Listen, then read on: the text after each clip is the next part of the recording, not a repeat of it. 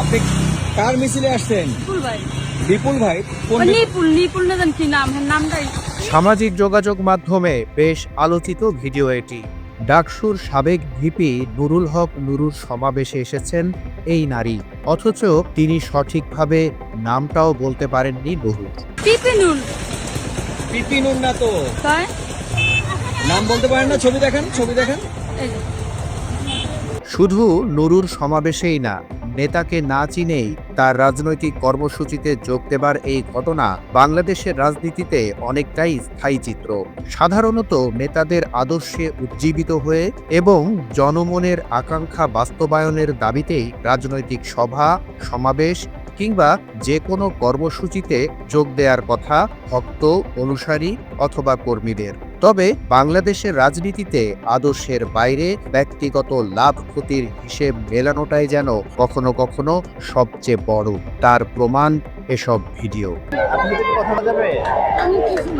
বাংলাদেশে জামাত ইসলামের আমির ডক্টর শফিকুর রহমানের বিরুদ্ধে প্রতিবাদী বিক্ষোভে ঝাড়ু হাতে অংশ নেন এই নারী, অথচ তিনি জানেনই না কেন আর কার বিরুদ্ধে বিক্ষোভ করছেন তিনি। মিটিং এ ঝাড়ু নিয়ে এসেছেন?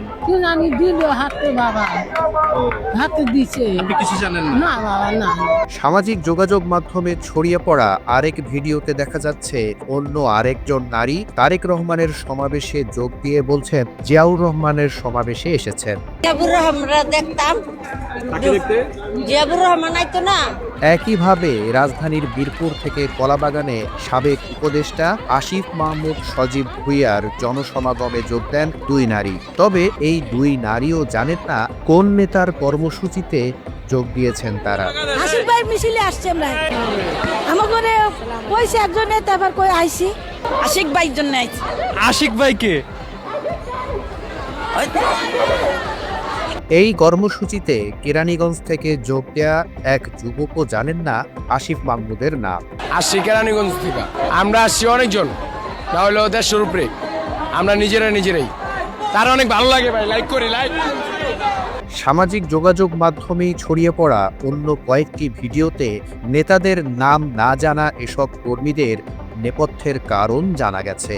প্রকৃতপক্ষে কোনো নেতার প্রতি ভালোবাসা কিংবা আদর্শের দায়বদ্ধতা থেকে নয়, নগদ টাকার বিনিময়ে কর্মসূচিতে যোগ দেয় এসব কর্মীরা। চুক্তি অনুযায়ী টাকা না পেয়ে বিএনপির নেতাকর্মীদের ওপর ক্ষোভ ছাড়তেও দেখা গেছে কয়েকজন কর্মীকে।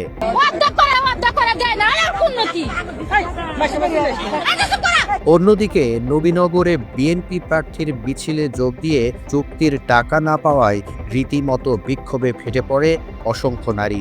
আপনারা কত করে নিয়েছে? টিয়া কত করে পান আপনারা? 200 টাকা। কত লোক গেছেন? কতজন? 160 জন। রাজনৈতিক কর্মসূচির বাইরে প্রেস ক্লাব কিংবা ঢাকা বিশ্ববিদ্যালয় এলাকাতেও টাকার বিনিময়ে যে কোনো মিছিল মিটিংয়ে অংশ নেয়ার কথা অকপটে স্বীকার করেন আরেক কর্মী। মিছিল মিটিং করো, তারপর 100 টাকা করে পাও। আমাদেরকে ওই প্রেস ক্লাবে থাকে এখানে 80 জন লোক, ওখান থেকে 10 জন 20 জন 50 টাকা করে নিয়ে আসে। মিছিল মিটিংয়ে টাকা দেওয়ার চুক্তির এই রীতি অনেক আগেই করে দেখিয়েছে পতিত আওয়ামী লীগ সরকার। পতনের পরও সেই ধারা অব্যাহত রেখেছে স্বৈরাচারী দলটি। হুটহাট ঝটিকা মিছিলে নগদ টাকা দিয়ে কর্মী ভাড়া নেয় হাসিনার উত্তরসূরিরা। আমার পুলিশ দোষে আমি আওয়ামী লীগের মিছিল করছিলাম, সকালবেলা 500 টাকা দিচ্ছিল, আমারে 500 টাকা দিচ্ছিল। মাত্র 500 টাকার বিনিময়ে আওয়ামী লীগের পক্ষে সন্ত্রাসী কর্মকাণ্ড চালিয়ে হাতে নাতে ধরা পড়ে কয়েকজন যুবক।